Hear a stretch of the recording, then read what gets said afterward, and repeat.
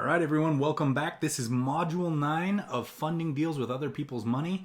And this particular module talks about how you can fund other people's deals with your money. So it's kind of a little bit of a reversal here, but it is a fantastic strategy and actually one that I recommend if you have money to use.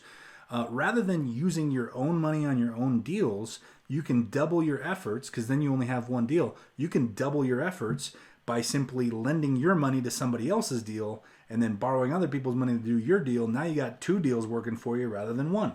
So this is a fantastic strategy if you've got a little bit of money in your retirement funds or in a HELOC or some savings or whatever the case might be. So let's dive in. And as usual, before we get too far down the road here, we got to talk about our disclosure.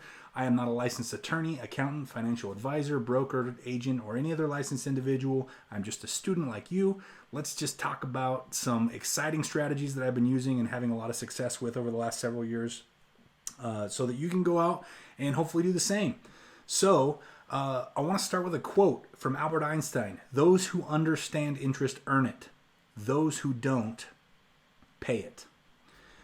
Now, as we become a lender ourselves, the whole goal of that is we want to get interest, and not necessarily just interest, because we talked about the difference between a debt lender and an equity partner. And if you're looking to go out and lend money yourself, you can do it either of those ways. You could be a debt lender, or you can be an equity partner. We've talked about the pros and cons of each of those, and it kind of reverses on this side of the table, right? But just kind of keep those things in mind. But let's talk about a few steps as you work on becoming a lender yourself. Step number 1 is always consult an attorney, an accountant, and a financial advisor before you make any decisions. It's highly recommended to consult your professionals, especially people who are familiar with your situation, before you go and try to tackle these projects on your own. Step number 2 is open a self-directed retirement account with a licensed custodian. Consider an IRA or a 401k LLC. So that you have checkbook control and you can go out and do multiple loans or multiple equity partnerships. Obviously, that only applies if you're going to be using your retirement account as your source of funds to become a lender. Make sure that you vest the note or the equity partnership in the property. So remember that is a notice of interest that we want to create and have recorded on title so that your money is protected. And always double check after closing that they actually did that, because they can say they're going to do it and then not do it. And, that leaves you at risk. That actually is fraud because they said they were going to do it and then they didn't. So that creates all sorts of problems for you and for them. Just, make sure and bug them if you notice that they have in a couple of days after the closing happens on the property. Just reach out to the title company. You're going to need to get that information from your equity partner or from your borrower.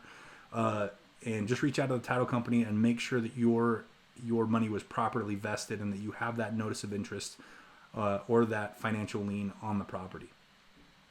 Sign any agreements which authorize the custodian to release funds. Obviously, again, this only applies to self-directed retirement funds. At that point, once you've done all those things, execute the real estate transaction. Go close it. Wire the money in. A lot of times as the lender, you don't have to be there, but you can if you want to be. It's usually just the investor themselves that needs to be there to close on the transaction. But if you'd like to be there to see how it's done or just to be a part of the transaction, you're more than welcome to do that. Just make sure you work that out with your borrower or your partner. Send copies of the security agreements to your custodian if you're working out of a retirement fund, and coordinate with the loan servicing company to send payments to the lender. Again, it makes it really easy if you're using a retirement fund. If you've got an IRA or 401k LLC, it gives you checkbook control, so you can just do that wire yourself. Now, let's talk about things to look for. As people approach you, as you make it known that you're, that you would like to lend or become an equity partner in deals, there's certain things for you to look for, and make sure that you do your own due diligence. Again, always consult an attorney, accountant, all of those things. I can't emphasize that enough. But in addition to that, gauge the experience of the borrowers or your partner. Make sure that they've done deals before. More experience equals a safer deal. Everybody has to learn some things the hard way sometimes.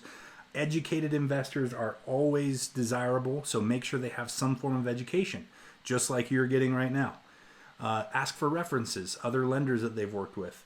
And I I don't know why I even have to put this, but if you ask for references, actually call them. I've seen so many people ask for references and then just leave it at that, right? They send over 3 or 4 individuals that they can call and for a reference, but the lender never calls them. So actually call the references and have conversations with those people. Questions you might ask is, how is my investment secured? Who pays for the company setup costs? What is your track record? What are the risks? What happens if we can't sell the property? How long will my money be committed? How will my profit be paid? How will my capital be returned? Now, here's the nice thing for you is, by nature of purchasing this education, you're becoming an educated investor. And we talked about a lot of these things on the borrower side. Now, turning the tables, you being on the lender side, you're going to be able to protect yourself more because you're an educated investor. So that just sets you up for a higher chance of success. So, hopefully that covers everything that you need to know and ways to protect yourself as you become a lender. A lot of the stuff that we talked about in the previous modules are going to be applicable to this. That's why I didn't rehash them, which made this kind of a shorter module. So make sure that if you skipped ahead just to this module about becoming an equity lender yourself, you're gonna want to, or an equity partner or a debt lender, you're gonna want to go back and watch the previous modules, because I covered a lot of other things that are applicable to this in those modules. So our next module is we're gonna start getting into, up till now we've been talking specifically about fix and flips and how to fund fix and flips, and some of these strategies carry over to buy and holds, more of the long-term plays on real estate, with like equity partners and whatnot. But we're going to get into strategies that are specific to long-term cash flow from this point forward. So as we get into module 10, that's what we're going to talk about. This wraps up module 9. I'm looking forward to sharing the subject to equity blend strategy with you. So stay tuned and we'll see you there.